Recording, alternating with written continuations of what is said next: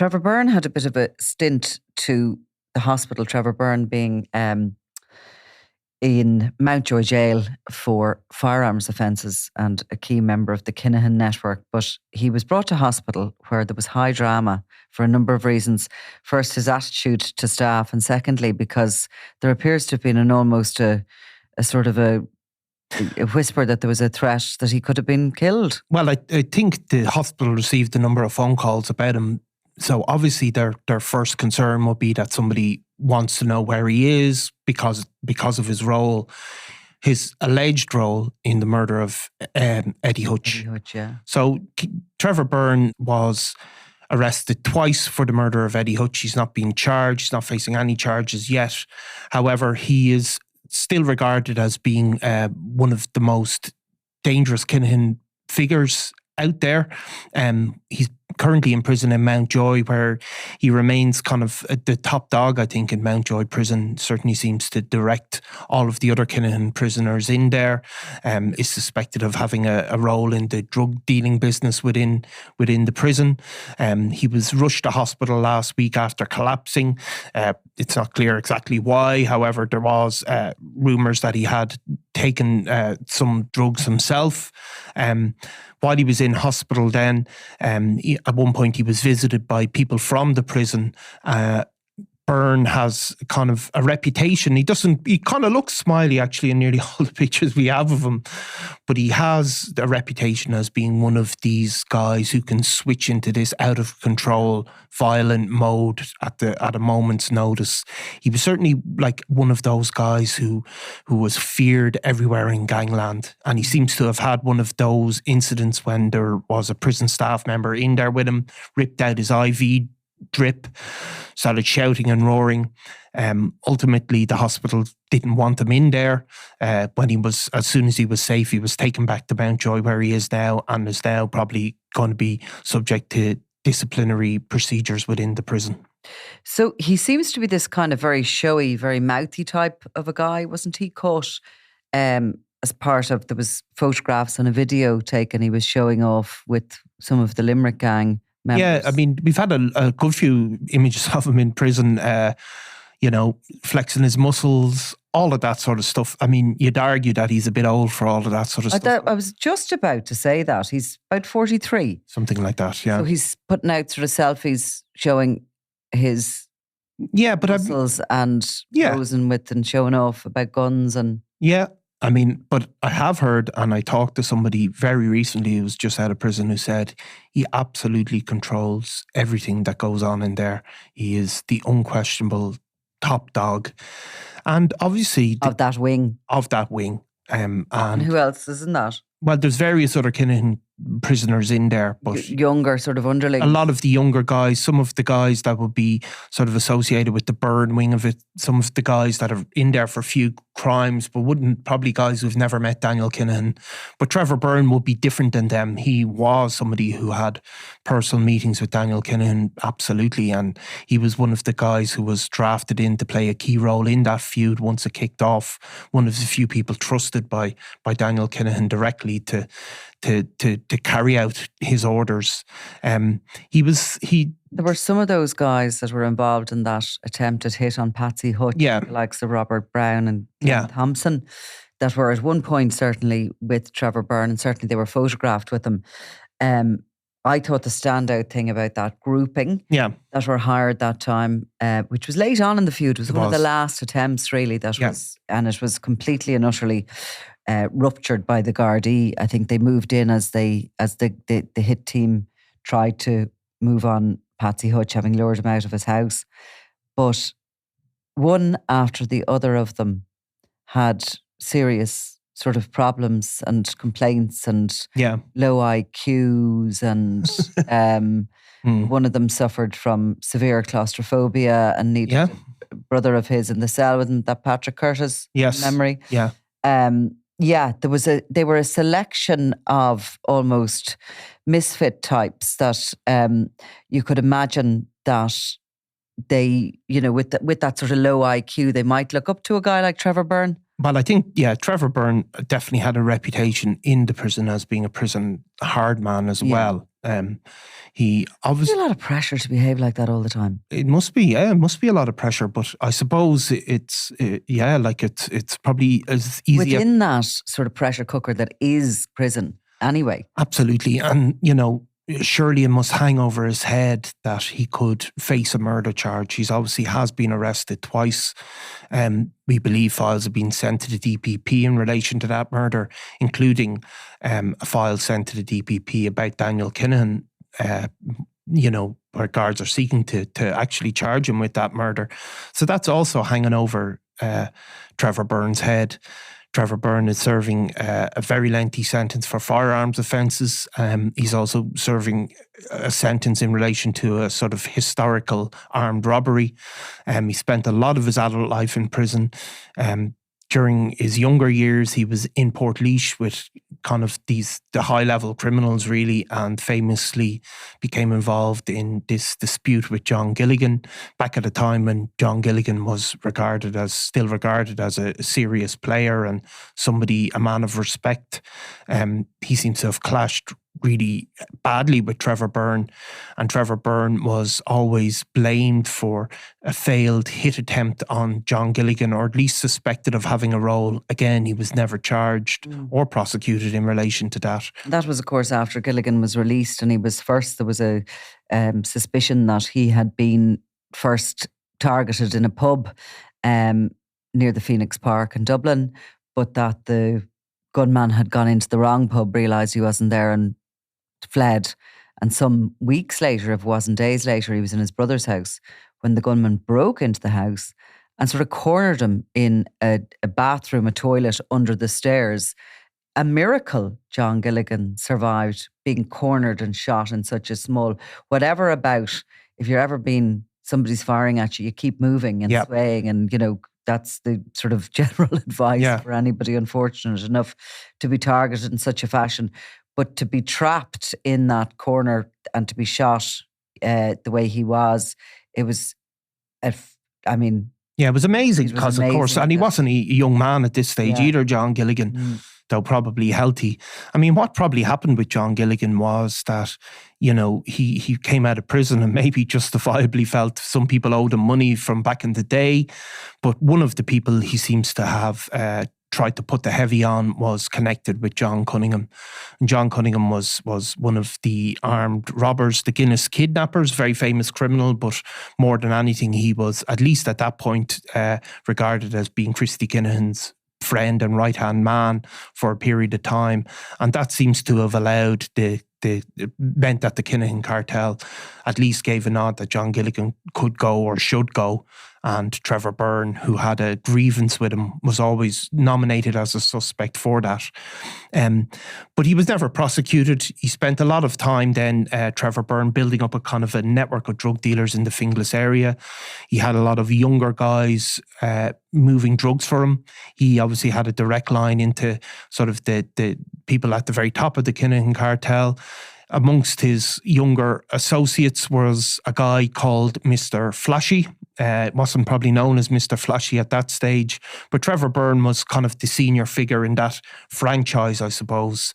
As the police started to investigate the Hutch Kinahan feud, Trevor Byrne left the country, went underground, and that allowed Mr. Flashy to sort of become the head of that gang.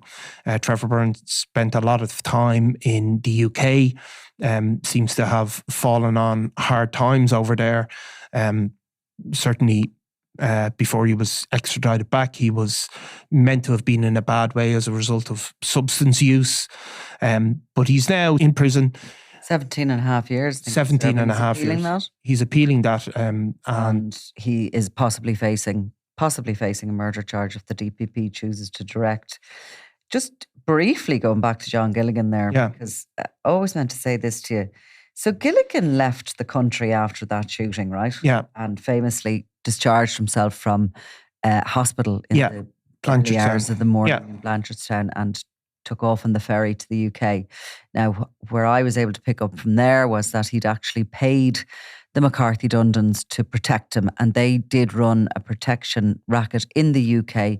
They moved people from around sort of various halting sites in the UK where they had connections. And of course, they had all the Dundon boys had grown up in the UK and have family there.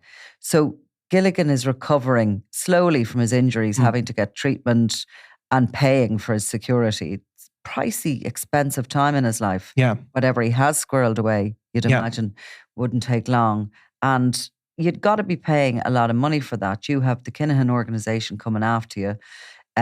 They're obviously going to pay a lot of money for your demise, whereabouts. Yeah. Or, information to your whereabouts. So you've got to make sure you're paying your protectors more than they will pay, especially if you're with the McCarthy Dundons, who are notorious for double crosses. Yeah. So Gilligan does that for about a year.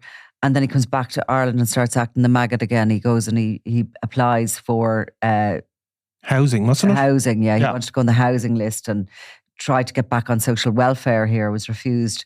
And he's back kind of agitating before the courts with the Criminal Assets Bureau case against him. So he's very confident when he comes back. He's back to his smug self. So somewhere during that time of recovery, he believes that he has done a deal with the Kinahan organisation, that the hit is removed from his head. Yeah. So yeah. What I was going to say was, how does he trust that? Because time and again, the Kinahans have convinced people that the threat is removed and they have, when their guard is down, gone in and killed them. I don't know is the answer, because, I mean, it is always a mystery, isn't it? So one of the things you always hear from, and like, it's unverifiable, isn't it, really? Like, where you hear, well, he paid 10 grand to settle that and he was given his word that he could come back, for example. Yes. Something along those lines.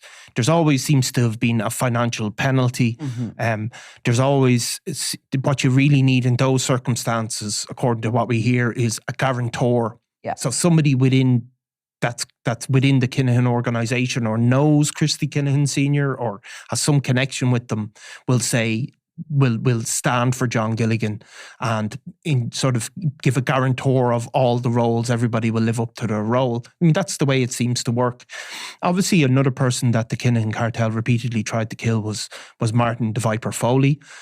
Apparently, some sort of understanding was reached there as well. Martin Foley continues to live in Crumlin. There's no particular target on his back, but certainly with John Gilligan, we heard that he did some deal with somebody, and the Kinahans have not behaved honourably. I mean, most famously to do in relation to the murder of Gary Hutch is the one that springs to mind. But there is an old Gary Hutch had gone for Daniel Kinahan, had tried to kill him. Yeah. So that has to be different. John Gilligan didn't try and kill Daniel Kinahan. I suppose if you go and try and kill Daniel Kinahan, there is only one end to that story. One likely end, anyway. One likely end, okay? So, but the likes of the Viper Foley and John Gilligan haven't attacked. They've been attacked. Yeah. So we're suggesting that maybe they are honourable if you haven't tried to kill them and you pay off whatever you owe. Yeah, but I think there has to be a bit of honour in the world of gangland as well. I mean, that is the other truth, because it's all done on a trust and honour system. I mean, most of drug dealing is done on tick, on credit. People have to be, to a degree, taken to their word. And it is a tradition in gangland and in amongst the Irish paramilitaries as well, where deals will be done and stuck to by all parties. I mean, that was an amazing thing with the IRA, and they didn't always stick to it as well. There are cases where they double-cross people, but they would allow people to make compensation. And the compensation payments, of course, was suggested with Gary Hutch as well. That's a big part of it, where it's effectively you accepting you're in the wrong, and it's a kind of a public thing as well, where people know he had to pay over 10 grand to settle that. But that is a real gangland tradition. It's unenforceable, of course, because you can't then say, take him to court and say he didn't obey his gangland word, of course. But I don't know. I just find it strange. I mean, you look at Daithí Douglas, David Daithí Douglas, and he, of course, was killed on Bridgefoot Street in 2017, and he was killed there outside his wife's shop after recovering from a previous shooting, which had landed him in hospital. Now, Douglas had a history in crime. He he had a conviction for drug dealing, and he had some links to paramilitaries because he'd been taken into Portlaoise, into Wing there. So he had a bit of a colourful background. But I do know that he and Darren Kearns were sort of identified, rightly or wrongly, at one point as being the two men in the car that had gone to the Red Cow in the just before the Regency Hotel, where this incident had occurred. No bullets had been fired, but it was believed that two people had lain in wait for Daniel Kinahan. Yeah. They were identified. Darren Kearns was subsequently killed around a Christmas time of 2015, it must have been, and he was coming out of a takeaway with his family. North Circular Road, shot dead. And Daithí Douglas was then shot as he was walking his dog. He survived, but he managed to be convinced that he had convinced the Kinahan organisation that he was not one of the men in the car outside the Red Cow, that they had wrongly identified them. He believed that he had done a deal with them. Yeah. And he was shot dead. Yeah. So it's all a bit, well, it's obviously murky. I mean, what else would it be? But with Gilligan, has Gilligan got a pot of gold somewhere and he's paid serious money? Has he still got connections? Is he of use to them? There has to be something, because you don't get targeted by them and just do a deal and walk around as freely as he does. Or has he abased himself enough that, that they accept it? Grovelled, you mean? Grovelled. No, that does matter as well, by all accounts, that if you grovel, and it can be shown that John Gilligan, the once mighty John Gilligan, has grovelled, paid over, humiliating. They videoed him and not necessarily, but like that they've come out on top, And remember now, John. Reminds me there to see the scene in The Gentleman. Have you seen it yet? No, I have not. Netflix, really good. You have to watch that. But anyway, somebody makes a mistake, owes some money, and has disrespected somebody. I'm not going to give it away for anyone who hasn't watched it. It's so good, Netflix. But anyway, this guy has to basically dress as a chicken. Right. Stand in front of the. Well, they didn't make him do that. Boss, stand as a chicken and apologise and go back, and walk, fly around the room. That definitely happens. It all goes wrong, by the way, but. Yeah. So and remember, John Gilligan has been. You're saying to me that definitely happens. So John Gilligan is dressed as a chicken. Well, no, I can't say that definitely happened. It could have been a fox or a hen. No, I'm only joking. But no, that grovelling thing where you abase yourself. You say, you show that they're the top dog and you have to apologise, and all of that sort of stuff does kind of happen. And remember, John Gilligan then has been repeatedly asked about the Kinahans over his many, many interviews. And he's always been so, I've no problem with them, and they're, so he does, even then you can see his wariness. So look. But his confidence is what I see. I see him walking freely around his base in Alicante. We've seen him do an on-camera, lengthy interview, self-serving for television. His book with the journalist Jason O'Toole, he always had a swagger and an air of confidence and a sort of that about him. But it seems to me, if you're at that age, you've survived that long, you've actually been shot and you've been lucky to be alive. You missed out on being shot another time because you were in the pub up the road. Where is that sense of wariness with him? What is the confidence? Where is that coming from? Well, I don't think he's of use to them. I'd say, I remember talking to somebody else, and I was about an extended member of the Hutch family, and I was saying, he's just walking around. I saw him the other day, and somebody saying to me, sure, they wouldn't waste a bullet on him. Yeah, well, So I think John Gilligan might have reached. Wouldn't waste a bullet on John Gilligan. Yeah, I think not. I don't know whether we've ever heard the end of John Gilligan. No, I don't think we've heard the end, but I don't think it's. Anyway, just back to Trevor Byrne briefly before we finish up. But he was in hospital, was returned to hospital. There was a security threat. There was worries that he could be targeted. He's back in the prison system now at this stage, and he's facing the possibility of being charged with a murder going forward. Some life he has, isn't it? It's some life, and I'm sure it's better to be the top dog on the wing than the bottom dog. Sure it is. But it's still not much of a life, is it? No. Mountjoy is not going to be a pleasant place to be. If you're in that situation, maybe being a middle dog is better rather than being the top one. Well, I mean, I'd say being the best position to being in Mountjoy is being about to move into Mountjoy's training unit, where you get out for the day and, you can see an end. Like Trevor Byrne will have to stay on top of that wing. Remember, I think the Kinahan network, they must have an interest in him feeling as comfortable in prison as he possibly can. if there's a murder trial coming up for Eddie Hutch. Well, in particular because Daniel Kinahan a file has been sent to the DPP in relation to Daniel Kinahan's role in it. Yeah. Daniel Kinahan doesn't want anybody to be giving evidence for the state in connection with his role in anything, does he? No. So I'm sure he wants Trevor Byrne to be as happy as he can in his... He's Larry. Yeah. All right. Well, look, let's leave it at that. If anybody has any answers for me or suggestions about the John Gilligan scenario and what gives him the confidence he has in the face of the Kinahan organisation, let me know. Or any information about other gangland criminals who ended up in chicken suits. Yeah, we would love to hear that. All right. Thanks, Nicola. I'm Nicola Tallant and you're watching Crime World, a podcast about criminals, drugs and the underworld in Ireland and across the globe. Make sure you subscribe to our channel and turn on notifications so you can be the first to watch all our latest episodes. You can also listen wherever you get your podcasts.